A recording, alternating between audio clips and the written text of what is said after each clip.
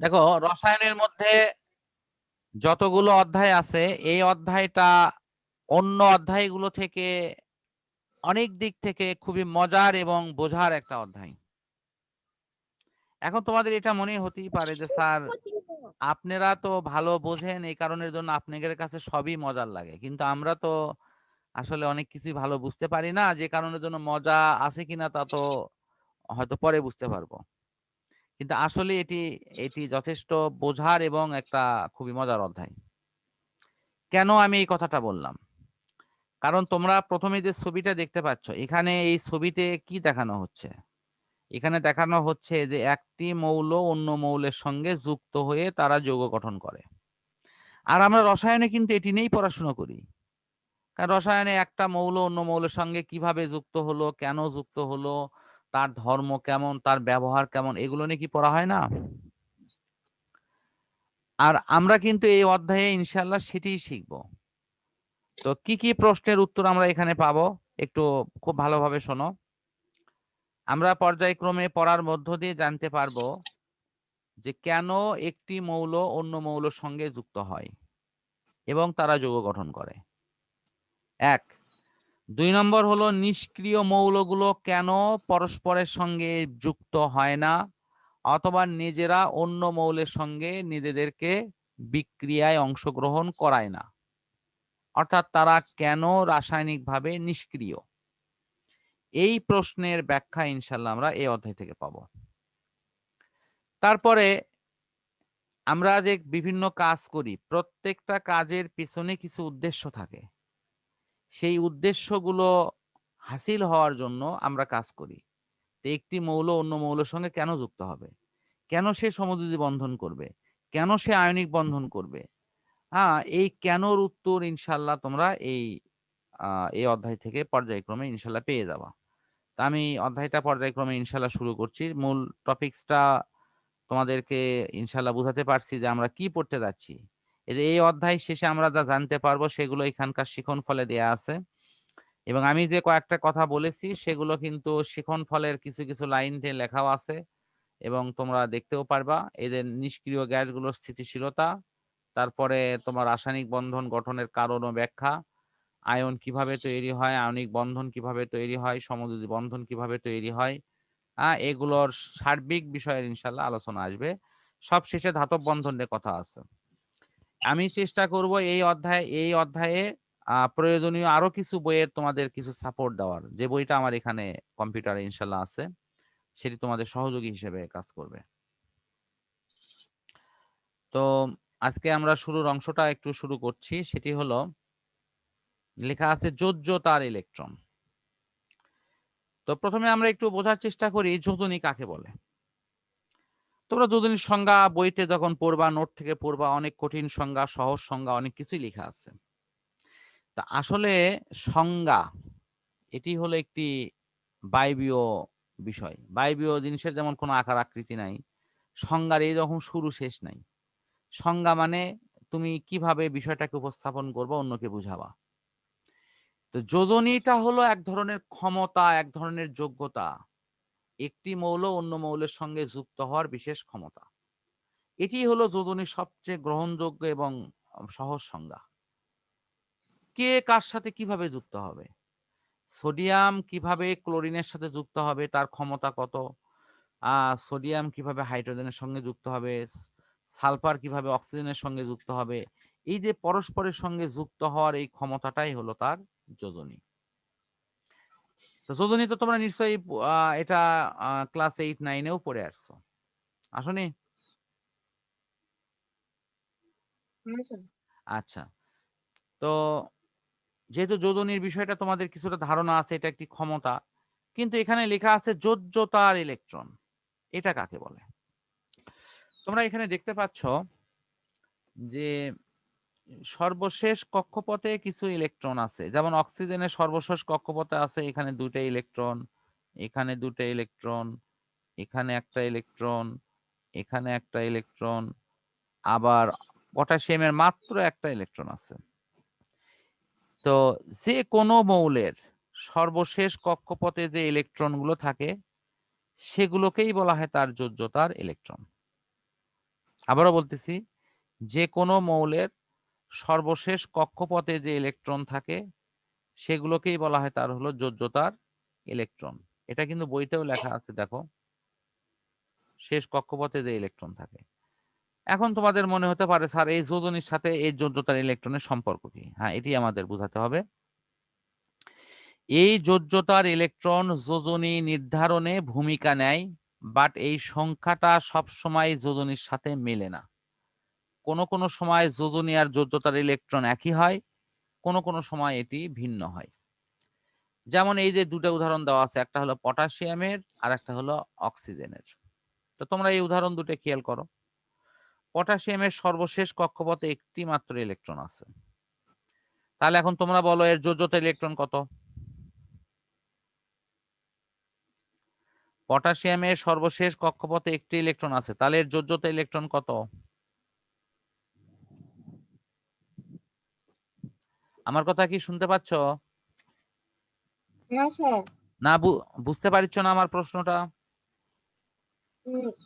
Sir বোঝা যাচ্ছে না ভালো করে, আরেকবার একটু আচ্ছা, আবার বলতেছি, কোন মৌলের সর্বশেষ শক্তি স্তরে যতটি ইলেকট্রন আছে সেটাকে বলা হয় যোজ্যতার ইলেকট্রন। সর্বশেষ কক্ষপথে যতটি ইলেকট্রন আছে, যেমন পটাশিয়ামের সর্বশেষ শক্তি স্তরে একটি ইলেকট্রন আছে, তাহলে এর যোজ্যতার ইলেকট্রন একটি।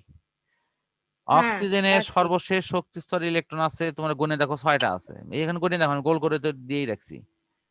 এই যে গণ হ্যাঁ স্যার এখানে, 6। এই যে 2, 2 এ 4, 1 এ 5 আর 1 এ কত? 6। এই যে ভিতরে দুটো আছে, এই দুটো না কিন্তু। আমাকে, বাহিরেরটা।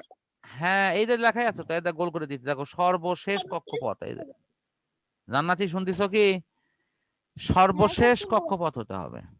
সর্বশেষ কক্ষপথে ইলেকট্রন আছে দুটি। তা আমার মনে হয় বিষয়টা অনেকটা ক্লিয়ার। এখন এখন তুমি যেটা দেখতে পাচ্ছ সেটি হলো যে এই যে ইলেকট্রন গুলো যে সর্বশেষ কক্ষপথে আছে, এখন এই পটাশিয়ামের ইলেকট্রনও সর্বশেষ কক্ষপথে একটি, অর্থাৎ যোজ্যতার ইলেকট্রন এক এবং এর যোজনীও এক।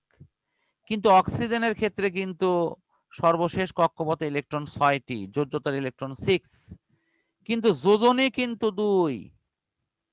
হ্যাঁ তার মানে এর যোজ্যতার ইলেকট্রন সংখ্যার সাথে যোজনীর মিল নাই। আছে? নাই। আচ্ছা, আমি কিন্তু এটাও তোমাদের পরে বুঝাইয়া দেব যে কেন এই মিলটা নাই, কেন এর যোজনীর সাথে এটার মিল নাই। এটা তোমরা অবশ্যই জানতে পারবা এবং এটা বুঝতে পারবা। তো সেই নিয়মটার আমি একটা রুলস তোমাদের শিখিয়ে দিচ্ছি। তোমরা ধাতু এবং অধাতু তো চেনো নাকি? কোন মৌল ধাতু আর হ্যাঁ কোনটা স্যার। অধাতু চেনো? দুই একটা ধাতুর নাম বলো তো দেখি।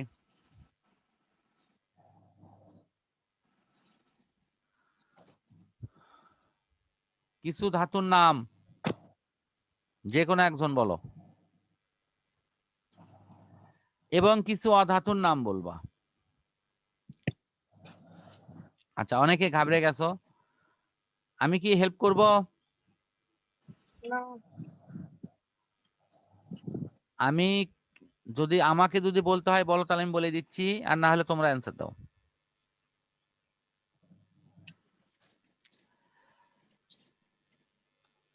আচ্ছা, জান্নাতি দিবা অ্যান্সার না খাদিজা দিবা? না আমি বলে দেব? স্যার আপনি একটু আচ্ছা, ইয়ে আমি করেন। বলে দিচ্ছি, সমস্যা নাই। তোমরা এটি জানো, এটি আসলে হয় কি, এই যে আমি এই প্রশ্নটা অনেক স্টুডেন্টকেই করি এবং ম্যাক্সিমাম ক্ষেত্রেই তারা প্রথমে আসলে বুঝেই উঠতে পারে না যে আমি কি অ্যান্সার দেব। তোমরা যা যোজনীর চার্ট আমি লিখে দিছি, মনে আছে তো? হ্যাঁ স্যার। মনে আর হঠাৎ করে গুলিয়ে যায় যে কোনটা ধাতু কোনটা অধাতু। ওখানে প্রথমে দেওয়া আছে অধাতুর চার্ট। অধাতু। অধাতুর চার্ট আছে না, এরকম লেখা আছে না, যোজনী এক লিখে লেখা আছে হাইড্রোজেন, তারপর লেখা আছে হ্যাঁ। Chlorine, fluorine. মনে আছে কি, এখন মনে পড়ছে? হ্যাঁ ammonia, sir. Chlorine, bromine, iodine, তারপরে তোমরা পড়ছো অক্সিজেন, তারপরে পড়ছো সালফার 2, 4, 6, মনে আছে? তারপরে স্যার। কার্বন, হ্যাঁ। 2, 4, 6, তারপরে কার্বন পড়ছো 2, 4, তারপরে হ্যাঁ নাইট্রোজেন স্যার। পড়ছো 3-5, মনে আছে এখন? Nitrogen 3-5, phosphorus 3-5। তাহলে এতগুলো অধাতু তোমরা পড়ছো। দেখো এখন মনে হচ্ছে যে ইস, স্যার আগে বলবেন না, এরকম মনে হচ্ছে নাকি? না স্যার, হঠাৎ করে ধরলে না মনে হয় যে কোনটা অধাতু কোনটা ধাতু, ওর হ্যাঁ, মানে এলোমেলো হয়ে যায়। এখন দেখো তো তোমরা জানো না, এটা অ্যান্সার জানো কিন্তু। হ্যাঁ স্যার। আচ্ছা শোনো, তোমাদের আমি দোষ দিচ্ছি না। রসায়নটা হলো খুব বেসিক নির্ভর একটা অধ্যায়, মানে সাবজেক্ট। রসায়নে বেসিক ভালো না হলে তুমি কোনো ক্রমে এই সাবজেক্টে ভালো করতে পারবে না। আর এই সাবজেক্টটার যে মজা সেটি তুমি নিতেই পারবে না। রসায়নটা তার জন্যই খুবই নিরস একটা সাবজেক্ট হবে যদি সে বেসিক গুলো ভালো করে আয়ত্ত না করে। আর রসায়নটা তার জন্যই সবচেয়ে আকর্ষণীয় সাবজেক্ট হবে যদি সে বেসিকটা ভালো করে আয়ত্ত করে। আর আমি তো চাই যে তোমরা আমাকে প্রশ্ন করো যে স্যার আমি এটা কেন বুঝতেছি না, আমার এটা কেন ভালো লাগতেছে না, আমি কেন এটা আমার কাছে পরিষ্কার নয়। আমার কাছে প্রশ্ন করো, আমি অ্যান্সার দেবো ইনশাল্লাহ। আমার কাছে ভিএম এর এক ছাত্রী পড়ে, আমি ওকে একদিন আলোর অংশ পড়াছি, এর আগে যে পুরোনো বইটা ছিল সে বই থেকে পড়াছি, ওর 2 দিন লাগছে খালি বুঝে নিতে। পড়াছি একদিন, আর ও আমার থেকে এতগুলো প্রশ্ন লিখে রাখছে, ওর বুঝে নিতে লাগছে 2 দিন। তারপরে ওর কথা হলো স্যার যতদিন লাগে লাগুক, আমি আগে পড়াগুলো বুঝে নেব তারপরে পড়বো। তো এখন বিষয়টা হলো যে তোমরা হয়তো অনেকেই চিন্তা করো যে আর অত গভীরে গিয়ে বুঝে লাভ কি। জীবনের কখন কার কখন কোন জিনিস কাজে লাগবে এটা কেউ জানে না, এটা কেউ জানে না। আমি কিন্তু রসায়নটা পড়েছি একজন ফিজিক্সের ছাত্র হিসেবে, তারপরে কিন্তু ভালোবেসে, মানে রসায়নটা আমার খুবই ভালো লাগে। যদি আমার সুযোগ থাকতো যে আমার আরেকবার মানে অনার্স করার, আমি ইনশাল্লাহ রসায়নই করতাম। কিন্তু সেই সুযোগটা আসলে আইনগতভাবে নাই যে যে কোনো একটা বিষয়ে অনার্স করতে হবে। তো দেখো আমার এই ভালোবাসাটা কিন্তু এখন কাজে লাগতেছে। এই যে 9-10-এর আজকে 20 বছর ধরে এই ছেলে মেয়েকে আমি যে সেবাটা দিচ্ছি, এটা কিন্তু আমার ম্যাক্সিমাম ছেলে মেয়েই কিন্তু আমার কাছে এই ইমপ্রেশনটা দেয় যে না আপনার কাছে পড়ে কখনোই আমাদের মনেই হয় না যে আপনি রসায়নের স্যার নয়। আমি কিন্তু কখনোই বলি না আমি রসায়নের স্যার, আমি বলি যে একটু প্র্যাকটিস করি, তোমাদের ভালো লাগে এই জন্য পড়াই। কিন্তু এই ভালো লাগাটা একসময় কোন সময় কাজে লাগবে এটা জানি না, কিন্তু একটু বেসিক আকারে শেখো, ভালো লাগবে। রসায়ন খুবই মজার সাবজেক্ট। এখন দেখো আমি একটা নিয়ম শিখে দিচ্ছি, তাহলে ধাতু অধাতু তোমরা চিনছো মনে হয় এখন মোটামুটি। ধাতুর চার্ট আর ধাতুর চার্ট একটু মনে করে দিচ্ছি। যোজনী একে ছিল এরকম সোডিয়াম ছিল, তারপরে তোমার কি ছিল, সিলভার ছিল, মনে আছে কি? পটাশিয়াম ছিল এই যোজনী একে। যোজনী 2-এ ছিল কি, হ্যাঁ। ক্যালসিয়াম, ম্যাগনেসিয়াম, এখন মনে পড়ছে তো মনে হয়, আশা করি। 3-এ ছিল তোমার কি, স্যার, অ্যালুমিনিয়াম। অ্যালুমিনিয়াম। হ্যাঁ এরকম ছিল। এখানে হুম। আরো ছিল, লোহা ছিল 2-3-এ ছিল। তো যাই হোক, আমি একটু খালি জাস্ট তিন। মাথাতে একটু হিন্টস দিলাম যে হ্যাঁ এগুলো যোজনীর চার্ট থেকে। এখন আমি এখন তোমাদেরকে বলতেছি ধাতুর চার্টের ক্ষেত্রে তোমরা মনে রাখবা সর্বশেষ কক্ষপথের ইলেকট্রন সংখ্যাই হলো তার যোজ্যতার ইলেকট্রন ধাতুর চার্টে। তার মানে সোডিয়ামের সর্বশেষ কক্ষপথে যা ইলেকট্রন আছে সেটি তার যোজ্যতার ইলেকট্রন। পটাশিয়ামের সর্বশেষ কক্ষপথে যে কয়টি ইলেকট্রন আছে সেটি তার যোজ্যতার ইলেকট্রন। আমি ক্যালসিয়ামের একটা উদাহরণ দিই। ক্যালসিয়ামের ইলেকট্রন বিন্যাস করলে ক্যালসিয়ামের হলো 20 নম্বর মৌল। তোমরা পর্যায় সারণীতে দেখো ক্যালসিয়াম 20 নম্বর মৌল। ইলেকট্রন বিন্যাসটা হবে হলো এর 2, 8, তারপরে 8, 8, তারপরে কত, 2। 2, তার সর্বশেষ 2, কক্ষপথে ইলেকট্রন কয়টা? 2। তাহলে এর যোজ্যতার ইলেকট্রনও 2, ওই যোজনীও 2। হ্যাঁ স্যার। ক্লিয়ার কি? তাহলে ধাতুর ক্ষেত্রে নিয়মটা পেয়ে গেছো তোমরা। হ্যাঁ স্যার। এদের সর্বশেষ কক্ষপথের ইলেকট্রন সংখ্যা এদের যোজনীর সাথে মিলে যাবে। তাহলে হ্যাঁ। অধাতুর ক্ষেত্রে কি হবে? অধাতুর ক্ষেত্রে একটু সমস্যা আছে। আমি একটা সাধারণ রুলস বলতেছি, তো ব্যতিক্রম কিন্তু আছে। সাধারণ রুলস হলো কি, তোমরা করবা কি, অধাতুর সর্বশেষ কক্ষপথে যে কয়টি ইলেকট্রন আছে তাদের ওই উম, থেকে তাদের করবা কি ওই সংখ্যাটা 8 থেকে বিয়োগ দিবা। কত থেকে? 8 থেকে। 8 থেকে। যেমন এই যে এর সর্বশেষ কক্ষপথে আছে কয়টা, 6টা না অক্সিজেনের? হ্যাঁ স্যার। তাহলে সেটা বিয়োগ দাও 8। তাহলে রেজাল্ট কত হয়, হুম। -2 না? রেজাল্ট কত? -2। তার মানে এটার যোজনী হলো ঋণাত্মক এবং যোজনী হলো 2। খুব মজার জিনিস না? ও শোনো, এগুলো কিন্তু কোনো বই পুস্তকে লেখা নাই। সরাসরি লেখা নাই, কিন্তু একটু কৌশলে আমাদের করতে হয়। আমি কিন্তু বলিচ্ছি এটার ব্যতিক্রম আছে, কারণ অধাতুর বেলায় ব্যতিক্রম এই জন্য আছে, অধাতুর যেহেতু সমযোজী যৌগ আছে, সমযোজীর ক্ষেত্রে কিন্তু এলে নিয়ম মানবে না। সমযোজী নিয়মটা একটু ভিন্ন হবে, আমাদের বুঝতে হবে। স্যার হ্যাঁ বলো, বুঝিনি, স্যার আবার বল। ধাতুর যে এটা বুঝিয়ে দিলেন সেটা আর একবার একটু বল। হ্যাঁ হ্যাঁ, ধাতুরটা হলো সর্বশেষ কক্ষপথের ইলেকট্রন সংখ্যায় তার যোজনী। অধাতুর বেলায় 8 থেকে স্যার কয়টি? হ্যাঁ, অধাতুর বেলায় 8 থেকে তার যোজনী কয়টি, ইলেকট্রন কয়টি কম আছে সেটা তার যোজনী। আমি আরেকটা উদাহরণ দিই, ক্লোরিনের ক্ষেত্রে উদাহরণ দিই। আচ্ছা, তোমরা একটু আমাকে হেল্প করো। ক্লোরিনের 17 নম্বর মৌল না? হ্যাঁ হ্যাঁ স্যার স্যার। তাহলে 2, 8 8, সর্বশেষ কক্ষপথে কয়টা আছে? 7টি না? হ্যাঁ হ্যাঁ স্যার তোমরা আমার থেকে যোজনীর লিস্ট চাইছি, সরি, ইলেকট্রন বিন্যাসের নোট চাইছিলে। ইলেকট্রন বিন্যাসের নোট কিন্তু আমার রেডি করা আছে।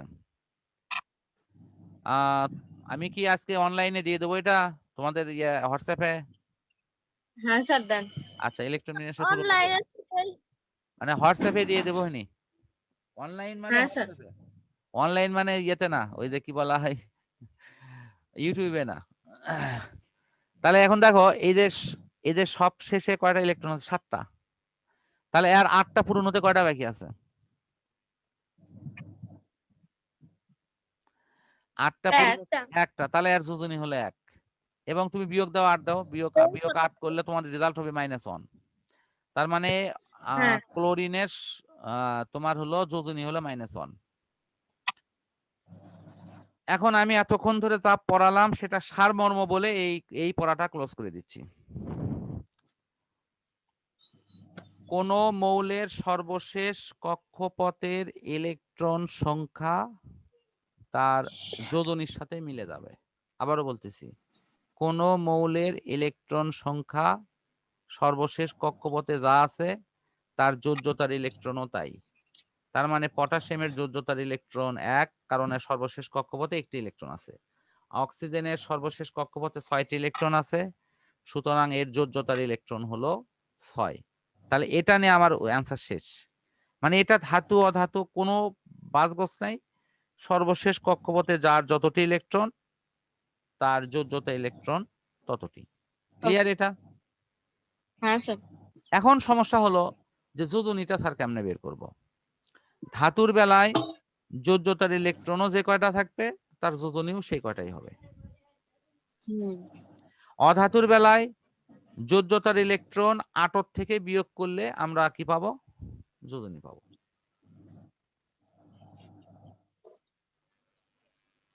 কথা ক্লিয়ার কি?